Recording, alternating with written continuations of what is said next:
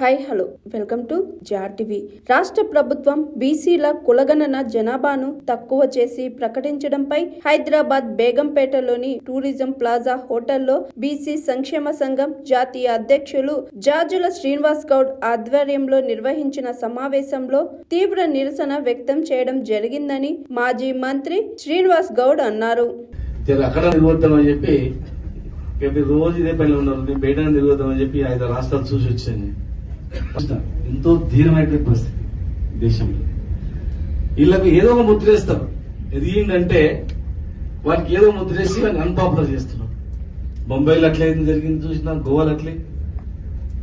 అంటే రాజకీయంగా ఎదురకుండా వ్యక్తులను రకరకాలుగా దేశం మొత్తం ఒకటే ప్లాన్ ఉంది. ఇవాళ మనల్ని వాడు ఎవడేమన్నాడు, వాడు అడిగినామా ఇస్తామన్నారు.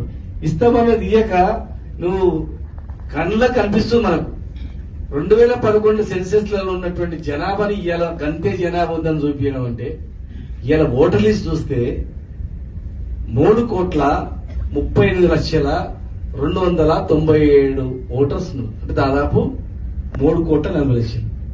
ఈడ మనం ఉన్న వాళ్ళ ఇంట్లో ఇద్దరు ఉంటే 2 పిల్లలు ఉంటారు, మనవాళ్ళు ఉంటారు. ఒక కుటుంబంలో 10 మంది ఉంటే 5 మందికే ఓటు ఉంటుంది, లేదంటే 6 మందికి ఉంటుంది. ఒక ఫ్యామిలీ మొత్తం అన్నదమ్ముల పిల్లలు మొత్తం చూస్తే. మరి చిన్నపిల్లలు కూడా ఓటు హక్కు ఉన్నట్ల అర్థమైతే తెలియదు. అంటే ఓటర్స్ ఉన్నంత జనాభాను కూడా వీళ్ళు చూపించి, అందులో మళ్ళీ బీసీలు ఇంకా తక్కువ చూపించి, బీహార్లో చేస్తే 62% వచ్చింది. బీహార్ కన్నా ఎక్కువ ఇక్కడ వస్తుంది. ఇంకా ఎక్కువ పీడిత జాతి, బడుగు బలైన వర్గాల వాళ్ళు. చరిత్ర ఉంది ఇక్కడంతా మొత్తం. శ్రామికులు ఇక్కడ తెలంగాణ మొత్తం కూడా. ప్రపంచ దేశాలు ఎక్కడో చూసినా కూడా పనిచేసేటోళ్ళు ఎవరంటే గడ్డపార పట్టుకొని మట్టి ఎత్తేది, కూలి పని చేసేది, చెమటోడిసేది ఓన్లీ తెలంగాణ. అలాంటిది తెలంగాణలో బీసీలలో అసలు మీరు ఎవరు లేరని చూపించడం ఎంత అవమానకరం. చూడు, కనీసం జ్ఞానం ఉన్నాడు ఇప్పుడే కానీ బుద్ధి ఉన్నాడు. అరే ఓటర్స్ చూస్తారు, మరి ఓటర్స్ ఈ 2 దగ్గర ఈక్వల్ ఉన్నాయి, మూతి మీద ఉమ్మిస్తారు, ఎట్లా అని చెప్పి వాడు రాష్ట్రం కదా. కానీ సిగ్గు శరం ఉండాలి కదా. కనీసం మనిషి అంటాడు. మనమే చదువురానులమా, అన్పడాలమా? చదువు రాదు వీళ్ళకి ఏం రాదని అట్లనా? ఇంత ఘోరంగా అంటే అవమానం అంటే కనుక ఇవన్నీ వేస్ట్గా అందరూ ఒక కార్యాచరణ ఇవ్వాలి, పెద్ద ఎత్తున ఒక ఉద్యమాన్ని సృష్టించాలి. తెలంగాణ ఉద్యమం తరహా బీసీ ఉద్యమం ఎప్పుడైతే వస్తుందో ఖచ్చితంగా అన్నిటికీ మార్పు. తమిళనాడు చూస్తే అనిపించింది, నాకు అనిపించింది అరే అమ్మ తమిళనాడులో ఎందుకు కొట్టలేదు రా భయ. ఎందుకంటే ఆడ ఎంత గౌరవము బీసీ కులాలంటే, ఎంత రుబాబు అంటే వాళ్ళు స్వతంత్రంగా భక్తున్నారు అక్కడ మంచిగా. వాళ్ళే అందరికి ఇస్తారు టికెట్లు. 90% వాళ్ళు 10% పంచుతారు అంత. ఇట్లా మీ జనాభాకు 8-9 పోయి అంతవరకే ఉండాలని చెప్పేసి ఒకవేళ పొరపాటు టికెట్ ఇస్తే కూడా గెలవరంట.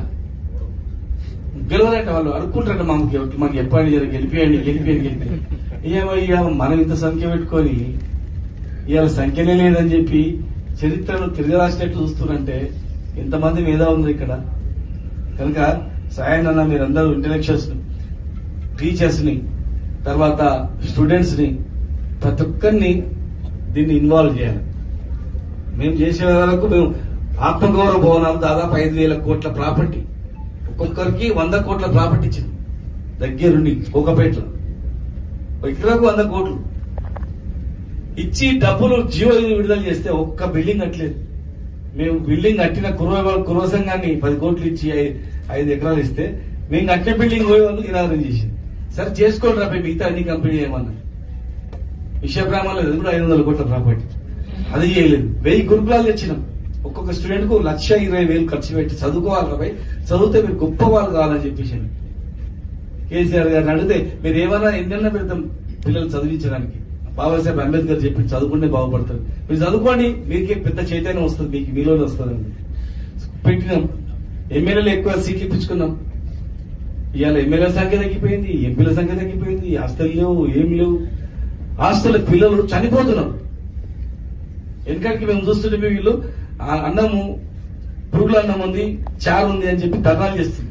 ఇలా ఎక్కడ దండాలు లేదు 10 ఏళ్లలో. తిండి పెట్టినాం కడుపు నిండా, గర్భిణీలకు తిండి పెట్టినాం, పుట్టిన పిల్లలకు పాలు ఇచ్చినాం, బాలామృతం ఇచ్చినాం. చదువుకొని రాజకీయ ప్రక్రియ ద్వారా చదువుకున్న తర్వాత అందరిని చేద్దామంటే ఇవాళ వీళ్ళు ఏవో అబద్ధాలు చెప్పి అధికారంలోకి వచ్చి ఇవాళ మనల్ని ఎట్లా చేసిందంటే ఎంత అవమానకరంగా ఉందంటే, మీరు ఏం లేదు 40 లక్షలు ఉన్నారు మీ జనాభా, అంతే మీకు గింతలే ఉండని ఎక్కువ మాట్లాడకండి అంటట్లు చాలా తప్పు. ఖచ్చితంగా 62% ఉంటుంది.